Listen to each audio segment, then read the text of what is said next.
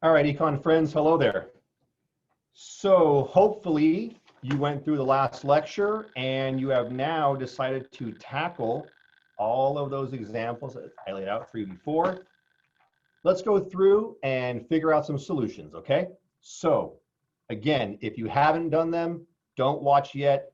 Take the time, try to solve them, really push yourself, and that way if you have troubles, you can bring those questions into our live time lectures.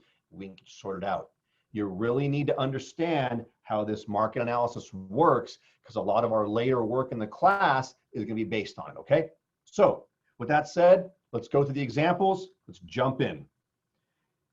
Example number one, what will happen to the price and quantity at Alejo's if the price of frozen Italian dinners falls? So we know that we started off with our analysis. You should always begin with this. P0 and Q0. So now, question one, what's the event? Well, the event is the price of frozen Italian dinners falls. Question two, which curve?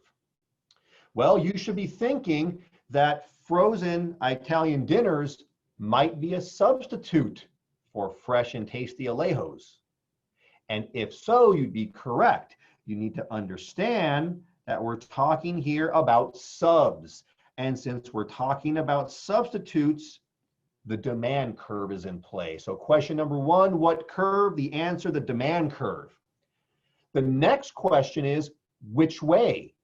So we have to think about this. Let's do the analysis.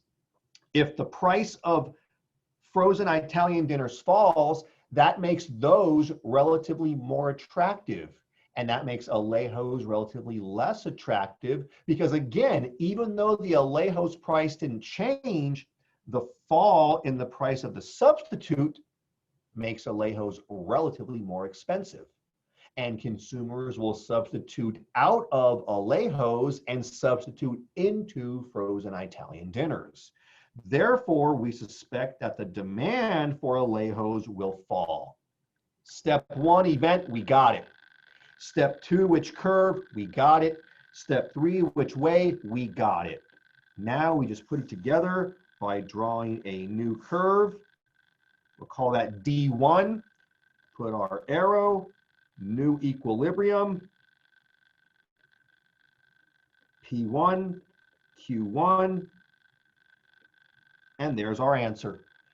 We would predict, my friends, that given this event, both the price and the quantity at Alejo's would fall. There you go. Let's go to example number two. What will happen to the price and quantity of skateboards if the price of fiberglass, which is an ingredient used to make them, rises? So we'll start off as always with supply, with demand. We have to mark our equilibrium, mark our P and our Q. And now we're ready to analyze. Step one, what's the event? The price of fiberglass rises. Well, if we know that fiberglass is a substance used to make skateboards, that makes fiberglass a production cost, an input, a resource. Since the price rises, well, we know it's going to be a supply factor because resource prices are supply factors. Since the price rises, we know that the overall cost of production for skateboards will go up. And that's really bad news for skateboard manufacturers because their profits are going to go down. So step one, which curve, step one, which event, the price of fiberglass goes up. Step two, which curve, supply. Step three, which way, supply will fall because the cost of production went up. Once we know that, we draw a new supply curve called supply one. We indicate our new equilibrium, and then we interpret.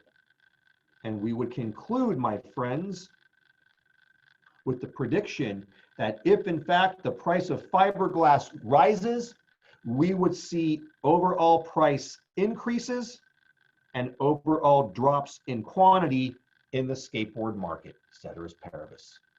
And there you go. Example number 3. Why do term papers go through so many more revisions today than back in the 1970s? You might think, this is not an orthodox economics question, but in fact, it's a great economics question because revisions for papers take time. Okay, back in the old days, they couldn't just go into Google and cut and paste stuff. You had to actually go and do research, right? So we know that the decision to do revisions is an economic decision because you're using scarce time. We also know that major term papers go through more revisions today than they did back in the 70s. The question is why? I love this question because it's not just about understanding how an event caused something, but it's about taking an economic mystery, an economic riddle, and trying to work backwards to understand and decipher the causes. We start off with supply 0 and demand 0, our equilibrium point, P0 and Q0. The big issue to understand this is to understand that since the 1970s, technology, specifically the technology to both type and revise papers, has increased dramatically. We've gone from, Morse code and writing on hieroglyphics to now being able to cut and paste from Google to write your economics papers, right? So the technology has increased rapidly, greatly, and exponentially. We're going to say again that the technology, specifically the technology to do paper revisions and paper writing, has gone up. Technology, as you know, affects supply. Specifically, technology will always increase supply. So, step 1, what's the event? Well, partly we say that the mystery is papers go through more revisions, but the actual event is technology has gotten better. Step 2, that's the supply curve.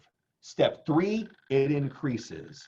And if we draw a really big shift in supply to really show the impact of that technology, well, there you go.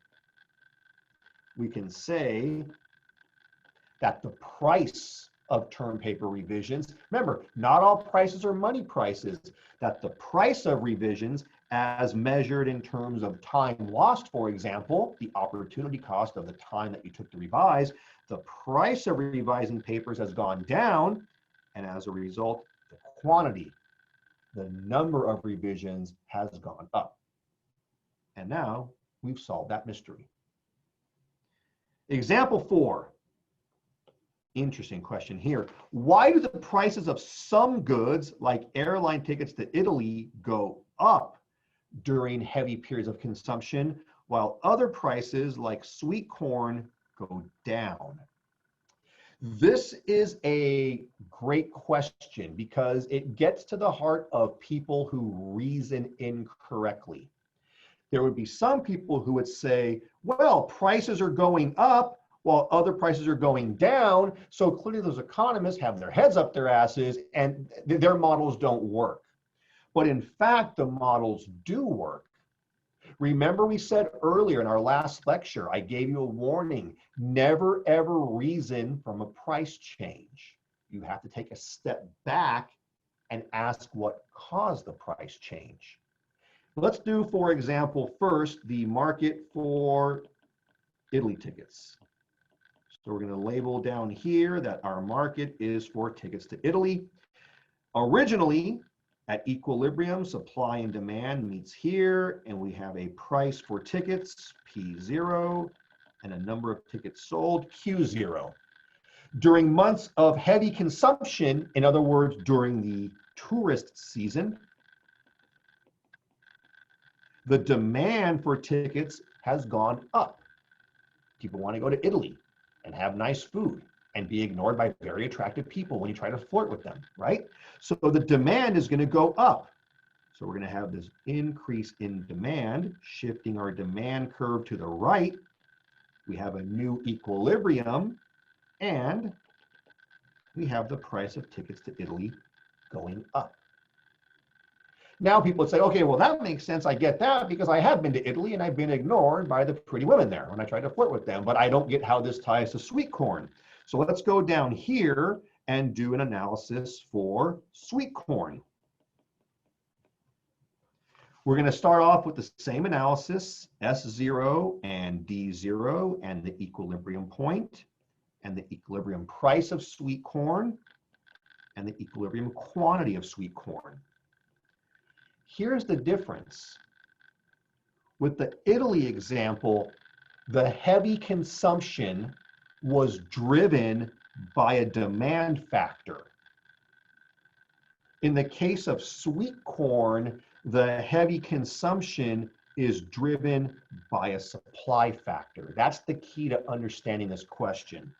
It's not enough to say, oh, people are consuming more, so why are the prices going in different directions? You economists suck. You have to drill down a little bit more. Again, in the case of the Italy tickets, the heavy consumption was driven on the demand side. In the case of sweet corn, the heavy consumption was driven by an increase on the supply side when all the corn ripens at that time of the year. In this case, we draw a supply curve that's shifting out to the right because supply has gone up. We have a new equilibrium, and that explains why the price of sweet corn will fall during periods of heavy consumption, while the price of Italy tickets will rise. When you're asking these questions and when you're trying to make sense of conflicting economic data, you always have to ask, you don't reason from the prices, you have to ask what caused the price change. In this case, one thing was driven by heavy consumption, the other by heavy production. And those two things led to vastly different outcomes in the market, okay? So that's that. Example number 5, it's time for some Mexican food. What will happen to the price of corn tortilla chips? Or as my grandma says, chips. What will happen to the price of the chips? If researchers discover that eating chips makes you much, much sexier, hey now. And at the same time, a swarm of Mexican locusts destroys a part of the crop. All right, you see where we're going with this. We're going to be having a multiple curve analysis. So we're going to have two different things going on. Let's analyze them separately. On the demand side, we know that eating chips will make you far, far more attractive. And that's not a bad thing to be. So given that, we would predict that the demand for chips would go up. At the same time, we've got a massive agricultural catastrophe. We have a big chunk of the corn crop, corn being an ingredient in the chips, being destroyed. So we're probably going to predict that the supply of chips will fall. We're also going to assume, because it's obvious that it's more important, being sexy, that the sexiness factor is stronger. So we're going to put some extra arrows here to really indicate that the demand side, the demand shift, far outweighs, has a bigger magnitude than the supply shift. We start off with S0 and D0. We have our equilibrium, P0 and Q0. In this case, let's do P and let's do Q. We're going to have a really, really, really big demand shift. Big, big shift right there. Demand goes up in a big way. We're going to have a drop in supply, but we're going to make that drop relatively small, relatively modest. We're going to make the shift smaller. So we'll make our shift like, right there. You can see again, a really, really big demand shift, which shows that, and a supply shift, but that's smaller, which shows that. And now that we've got the magnitude, our analysis is very easy. We have a new equilibrium here. We have P1. We have Q1. And therefore, my friends, we would predict that based on this event, or actually based on these two events, the price of chips will go up and the quantity of chips exchanged in the market will also go up. If you wanted to double check this, you could do that little thing I taught you where you can go demand up and supply down, and then we'll do it real quick. We have P here, We have Q there. Let's go with a different color. If demand goes up, oops, get that back there, sorry. If demand goes up, prices go up. And if demand goes up, quantity goes up. If supply goes down, price goes up. And if supply goes down, quantity goes down. Since both of these forces, supply and demand, are pushing price in the same direction, it's easy to conclude that price goes up. But since the demand force is pushing quantity up and the supply force is pushing quantity down, we've got a conflict. But that conflict is solved because the demand factor is bigger. So the quantity will win, going up. We have up and up.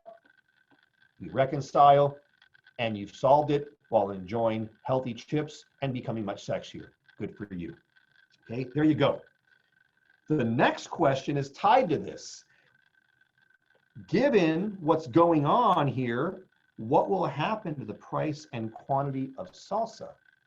So we're saying that up here, the price of chips have gone up. And I want to know how that's going to affect the price and quantity of salsa. Well, to understand that, you have to first ask the question, what's the relationship between chips and salsa? And if you've been paying attention, you will know that they are complements. They get used together. And since it's a complement factor, we're talking about demand. Complements shift demand curves. Let's do the analysis. If the price of chips goes up, then the demand for salsa will do what? Well, if the price of chips goes up, we would predict that ceteris paribus, people will consume less chips. And if people consume less chips, and if chips and salsa go together, we would predict that the demand for salsa would also fall, okay? Notice that we were able to do one example and get an answer and then use that answer as the basis for another analysis. In the real world, this is what people do. This is what analysts do. You take individual events and then you make predictions on how those events string together other events. Again, all of these transactions are connected in this really intricate lattice and meshwork of economic decision making. Okay, and in this kind of way of thinking, an effect in one market can be a cause in another market. So again, we found that the price of price of chips has gone up. Since the price of chips has gone up, and since chips and salsa are complements, we're going to predict that the demand for salsa will go down. Supply, demand, price, and quantity in the salsa market. Demand is going to go down. Supply is going to stay at a 0. Supply, demand, P0, Q0. We're going to increase our demand curve by shifting it out. And our analysis would predict that the equilibrium price of salsa will go up. And that, oh, sorry, you know what? I made a mistake. Sorry about that. I did undo a lot of this. My apologies. I drew my shift the wrong way. Sorry about that. Let's redo this. It happens. We'll undo it. Our demand curve shifted down, so we shifted to the left. My apologies, my mistake. We're gonna have a new equilibrium here. P1, Q1, sorry, a more correct prediction would be that given this information in the chip market, we would predict that both the price and the quantity of salsa will fall, okay? Made a mistake there, everyone makes mistakes. If you screw it up, just erase it, do it again. That's how you learn. That's how you keep learning. Number 7, we're almost done, so stay with me. Mad cow disease occurred in the 1990s, and basically mad cow disease broke out in cows, called mad cow disease. It had 2 distinct effects. Number 1, it killed lots of the cows that it infected, and it also got a lot of people sick who ate diseased cow. Okay, so we have 2 distinct things going on. We have the death of cattle, and we have sickness in consumers. So demand, supply, price, quantity. We had two distinct things. We had the death of cattle, which is going to reduce the supply of cattle. At the same time, we have consumers getting sick and dying, which is going to reduce consumer demand. Okay. This one is a straight supply one. If you have less cows, you have less beef. This one is a taste and preference factor in demand because nobody wants to die of mad cow disease. So we had simultaneously demand falling and supply falling, but no magnitude is given. Let's interpret. S0, D0, P0, Q0. We're going to have demand fall. I'll do it right this time. We're going to shift it to the left. We're going to have supply fall, also shifting to the left. But we have to make that shift about the same size as the demand shift because, again, we're not given magnitude. So we'll make our supply shift about the same size. New equilibrium here. And the prediction is pretty clean. We drop a line down and we would predict pretty clearly that Q will fall. But because price is along the same general route on both the new and the old equilibrium, we would have to assume that price is going to be indeterminate. You can double check this one if you like by doing it the way that I taught you the other way. Final question, not so much a question, but an application. The Gap Corporation owns and operates both Old Navy and the Gap and Banana Republic. Why? Well, the answer to that why is all based in the theory of demand. I would argue to you, my friends, that when when Gap Corporation decided to invest in both Old Navy and Gap and Banana, or when car companies offer offer different varieties at different price points, it gains them three big advantages. Number one, this process, and this is basically what we call in marketing, market segmentation. I mean, ultimately, Gap Corporation has decided to segment their buyers into roughly three groups, okay? Notice that the price points at Old Navy are relatively low compared to the Gap, which is relatively low compared to Banana, okay? So people would say, well, why would a company do that? Well, they do market segmentation because they understand the law of demand. Doing this gives them three benefits. Number one, it allows the corporation to capture sales at all income levels.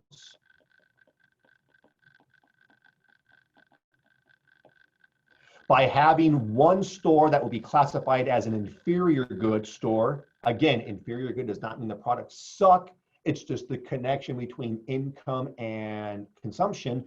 By having one store, Old Navy, that is geared more toward inferior market, and Gap and Banana, which is more of a normal good, with Banana even maybe pushing into luxury good at times. This allows the entire Gap Corporation to capture sales at all income levels. By combining normal and inferior goods, a company can capture sales and therefore profitability at all potential consumer income levels. Number two, the Gap Corporation protects itself. By having these three different stores, the Gap Corporation protects itself. You say protects itself from what? It protects itself from macroeconomic variables, including the dreaded recession. If you are able to have stores or brands that appeal to different customers at different price points, you will have a better chance of surviving recessions. Remember, recessions are bad economic times. During a recession, everybody's income falls. Well, get this. During the 2009 recession, which was a real bastard of a recession, it was a big one. At Old Navy, sales actually went up 4%.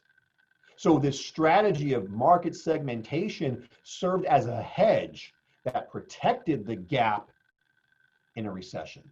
So in healthy times, they were able to capture lots of revenue from different market segments. During tough recessionary times, they were able to stay afloat by using Old Navy's revenues to offset losses at the Gap and at Banana.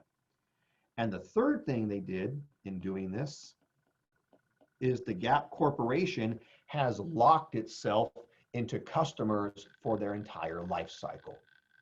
By having good products, and especially by collecting really good data at their Old Navy locations, the Gap Corporation is able to shepherd customers from their younger years through their older years from one store to the other. Remember, we all assume that as we get older, our incomes will grow, we'll become wealthier. By having 3 different stores that sell at 3 different price points, Gap Corporation is creating a pipeline that can nurture and accompany all their customers through the various stages of their life cycle.